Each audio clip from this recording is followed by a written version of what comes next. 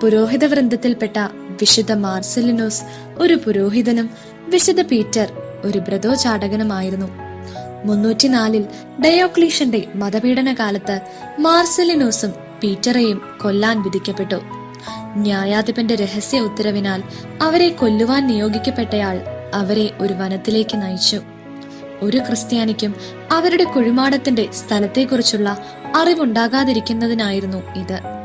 മുള്ളുകളും കുറ്റിച്ചെടികളും നിറഞ്ഞ പ്രദേശത്ത് അവരെ എത്തിച്ചതിന് ശേഷം അവരെ കൊല്ലുവാനുള്ള തന്റെ ദൗത്യത്തെക്കുറിച്ച് പടയാളി വിശുദ്ധരോട് വെളിപ്പെടുത്തി. ഇത് കേട്ട വിശുദ്ധർ വളരെ സന്തോഷത്തോടു കൂടി ഇടതൂർന്ന കുറ്റിച്ചെടികളും കുന്നുകൂടി കിടക്കുന്ന കല്ലുകളും മറ്റും മാറ്റി തങ്ങളുടെ കുഴിമാടം ഒരുക്കി. തുടർന്ന് വിശുദ്ധരെ ശിരച്ഛേദം ചെയ്തതിനു ശേഷം അതേ സ്ഥലത്ത് തന്നെ അവരെ അടക്കം ചെയ്യുകയും ചെയ്തു.